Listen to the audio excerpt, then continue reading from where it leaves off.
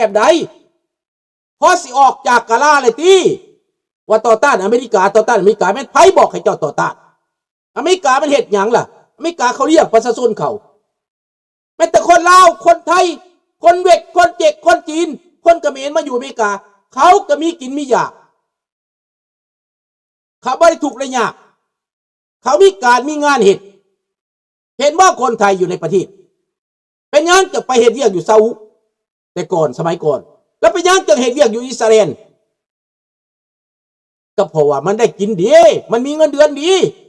พวกไปเฮ็ดสวนอยู่อิสราเอลเป็นยังเขาจังไปพี่น้องคนไทยพี่น้องคนอีสานฟังดู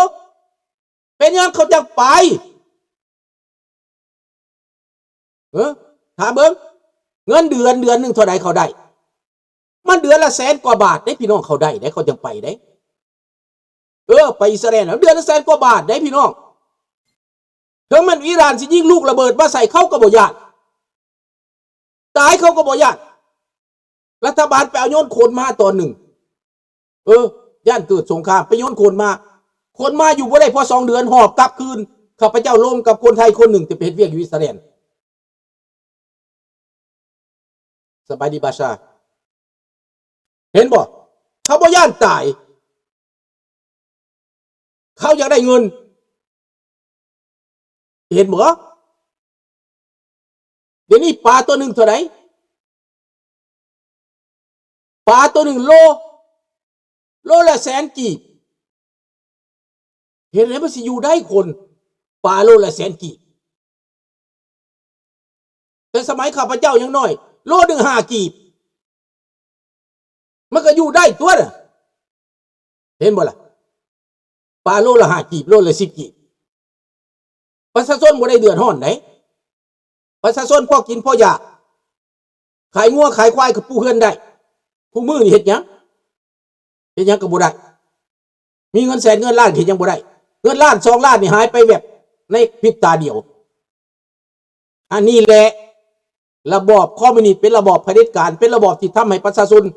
ต้องลำบากกากกำมันโจมตีแต่โลกเสรีมันใส่ให้แต่โลกเสรีมันใส่ให้ตั้งแต่อเมริกาแต่ว่าคันผู้ใดได้มาอเมริกาแล้วบ่อยากมือพี่น้องเตะขึ้นย้นก็ให้ย่อยๆสมน้ำหน้าพวกที่เขาเตะมือพี่น้องมันบ่มักดีพี่น้องมันบ่มักดีเอาไปแน่เอาพวกเผด็จการที่มันมากเกินไหวอยู่นี่เตะมือโลดผู้ใดที่มันมาหับไส้คอมมิวนิสต์เตะมือพวกเราหลอกเราลีนี่เตะมือโลดบ่ต้องเอามันไว้มัน6 แผ่นดิน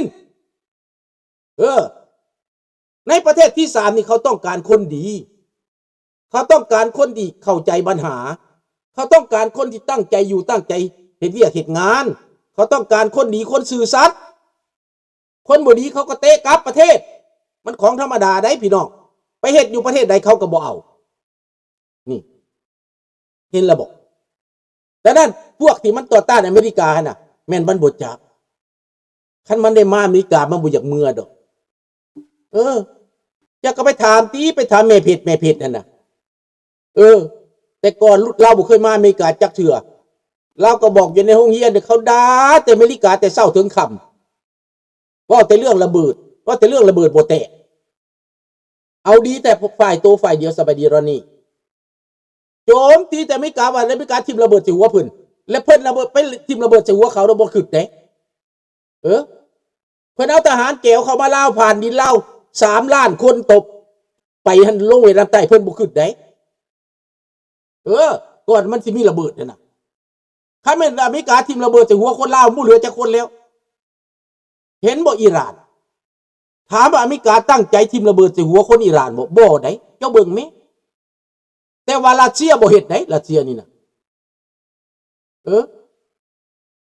อินฟราเตอร์นิเตแบนต้องระดับวเขาทิ่มระเบิดใส่พวกประชาชนรัสเซียแต่อเมริกาบ่ได้จะเบิ่งไหมเฮ็ดเจอกันน่ะเขาคำนวณว่าญาติประชาชนตายหลายเขาก็ทิ่มใส่ตั้งแต่บ่อนทหารเขาก็ทิ่มใส่แต่กองทัพทิ่มแต่บ่อนอาวุธเท่านั้นเขาเลือกเขาหลีกที่สุดให้เสียน้อยที่สุดแม้แต่สงครามเขายังคิดหลีกแต่พวกเล่าเดียงนี่บ่ได้นายครูมันก็ไปทำลายนายหมอมันก็ทำลายครัวมันก็ทำลาย แต่วัดว่ามันก็บ่เกี่ยวดงเห็นนี่ไวมันจู่โลดวัดมันเผาโลดมันเผาฮอดวัดพุ่นไหนเผาโรงเรียนเผาโรงหมอพวกนี้น่ะเห็นบ่ล่ะบาดคู่มือนี้พี่น้องมาเฮ็ดหยัง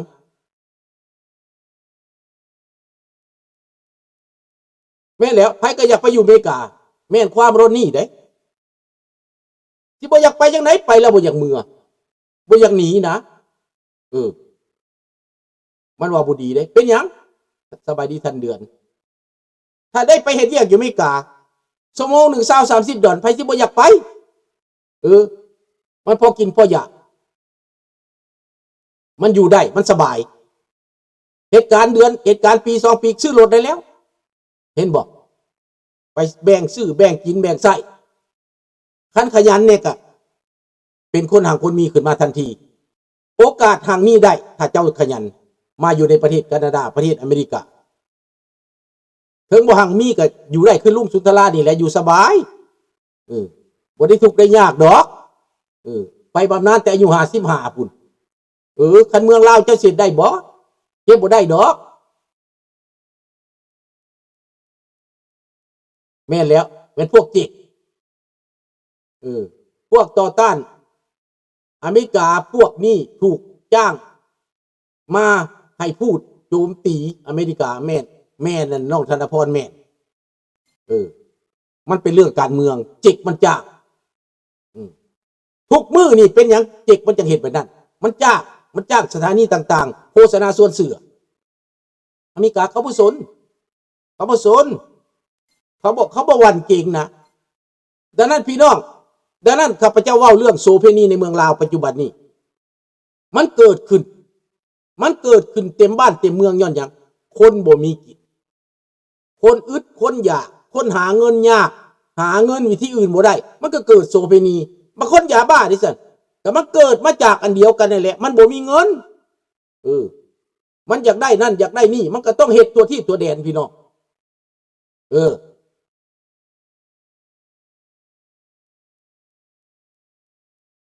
ไม่แล้วบ่แม่นแต่ขัวเสียบังไฟนะมันระเบิดขัวเสียบังไฟ3เถื่อมันระเบิดขัวต่างๆมันระเบิดเบิดพวกคอมมิวนิสต์นี่นะทำลายมันทำลายแล้วมันได้หยังแต่มันได้อำนาจคือคู่มือนี่ดิมันได้อำนาจแล้วไปเฮ็ดหยังมันก็ไปหาพ่อแก้วมันหาพ่อเจกมันหาพ่อจีนมันเห็นบ่ลาวเฮาล่ะเป็นจังไดล่ะเสียใจคนลาวนี่น่ะย้อนว่าไปเสือมันไปหลงเสือความตัวความหลอกลวงมันมันบูชาเจกมันบูชาแก้วมันบูชาบักโฮจิมินห์หนวดแม่มันบูชาบักเลนินพระเจ้าของมันบักเลนินกับบักโฮจิมินห์บักเมาเจ๋อตุงพระเจ้าของเขาพวกนี้มันศาสนามันเป็นพระเจ้าของมันแม่นบูชาบุคคลพี่น้องเอ้ยเห็นบ่ล่ะมื่นตามื่นหูซะคนเราในประเทศหั่นน่ะตื่นซะสิไปเป็นบ้าน้ำเขาหั่นน่ะคู่มือนี่เป็นจังได๋แหละไผกระทบไผเดือดร้อนกินบ้านขายเมืองละบาดนี้เห็นบ่เกิดเป็นแม่ห้างน้อยเต็มบ้านเต็มเมืองจีนมันมาเอาเพิ่นโอ้ยรวยเงินผู้ใดก็อยากแต่งงานกับคนจีนมันหล่อมันบู้มันมีเงินบัดเขาจับผัวไปแล้วเพิ่นกลายเป็นแม่ห้างน้อยมีลูกกำพร้าเต็มบ้านเต็มเมืองบาดนี้เป็นอะไรละบาดนี้ให้พวกเจ้าเฮอกันหลายๆเด้อเฮอแนวบ่ดีเด้อเฮอเด้อเสียใจนำเด้อเสียใจนำจับไปทางเมียมันหั่นจับไปบ่จับไปแต่ผัวมันจับเมียมันไปนำให้เขาไปทรมานมันอยู่เมืองจีนพุ่นให้เขาไปซ้ำยำมันอยู่เมืองจีนพุ่นมันมักหลาย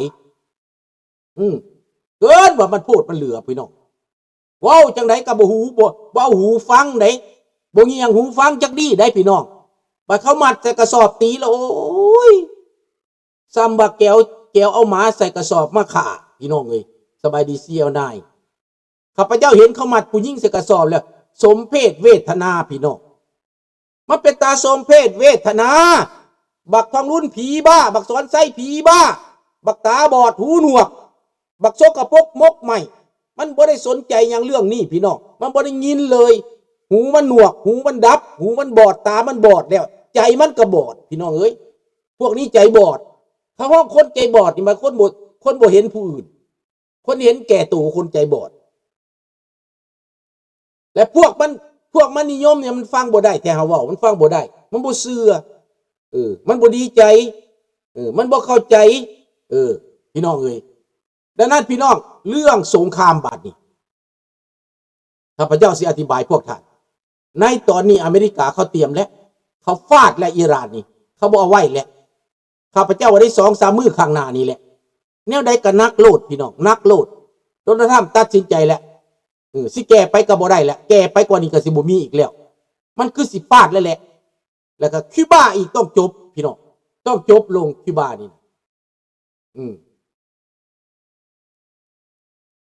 แม่นบ่พี่บุญมัดใส่กระสอบทั้งตีทั้งเตะทั้งทุบทั้งตีคนลาวเฮารู้สึกจังได๋พี่น้องข้าพเจ้าเห็นแล้วสมเพชเวทนาพี่น้องฝ่ายศรีภรรยาบอกว่าคนไทยเลิกเอาผัวคนจีนแล้วทุกวันนี้มีแต่คนไทยแต่งงานกันขอบคุณมากครับดีเลยแหละคนไทยเอากันดีแล้วนี่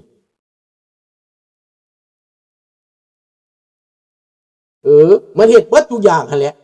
พวกนี้น่ะพวกบ่มีศาสนาพวกป่าเถื่อนพวกผีมารซาตานพวกนี้มันเฮ็ดทุกอย่างมันเฮ็ดได้ทุกอย่างมันเฮ็ดกับคนลาวนี่ดังนั้นรัฐบาลบ่เป็นรัฐบาลแล้วมันเป็นโจรแล้วพี่น้องเอ้ยมันเป็นพวกขายชาติแล้วมีแต่เรื่องโจรมีแต่เรื่องโหดร้ายป่าเถื่อนในประเทศลาวคุมื้อนี้บ่จักสิเว้าแบบบ่แม่นบ้านคนเมืองคนแล้ว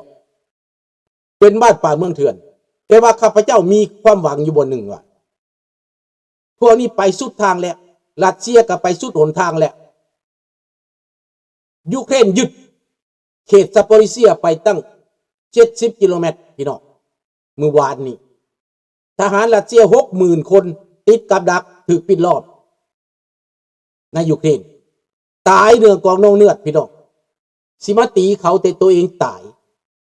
ให้เบิ่งเอาเด้ออยู่ในนั้นมีคนลาวเด้อมีคนลาวไปตายน้ำเขาเด้อพี่น้องเด้อบักทองรุ่นส่งไปLes États-Unis ont déjà abattu un avion อเมริกาเอาเครื่องบิน B1 ฟาดไปแล้ว1จุดซีเมนเด้อดังนั้นแหละอเมริกาฟาดแน่นอนอันนี้นะถ้าเบิ่งดังนั้นเฮาอยากเห็นว่าจีนรัสเซียอิหร่านมันสิมาซอยกันบ่ข้าพเจ้าอยากเห็นให้มันมาซอยข้าพเจ้าอยากเห็นจีนนั่นแหละบักรัสเซียนั่นให้มันติดกับดักอยู่กับยูเครนนะบักรัสเซียน่ะให้ยุโรปฟาดจีนกับบักเกาหลีเหนือเนี่ยให้อเมริกาฟาดสั่งสอนมันไปซะมันขี้โม้หลายนะอเมริกาเฮ็ดซะเขาเตรียมการไว้นานเลยแหละข้าพเจ้าคิดว่าเรื่องนี้นะอีกไม่นานก็รู้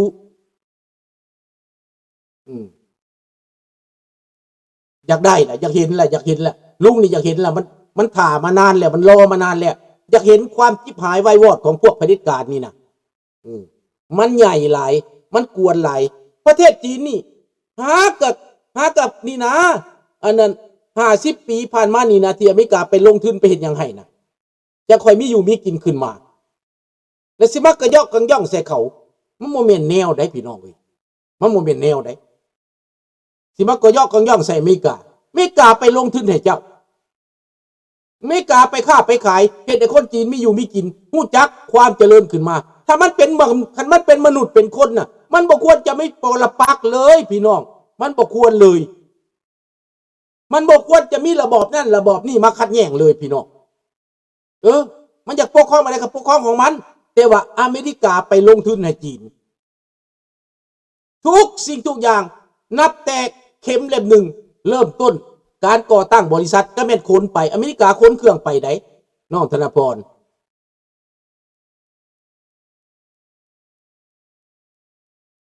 ภาครัฐออกมาแล้วแก้ตัวว่าแบบนี้เวลาสิเอาผัวคนจีนบ่เคยแจ้งให้ฮู้พอเวลาเดือดร้อนมาขอความช่วยเหลือหาว่าภาครัฐบ่ช่วยเหลือมันแม่นบ่อ้ายมันสิแม่นหยังธรรมดานี่คนลาวนอกไปเอาผัว ไปเอาเมียอยู่ลาว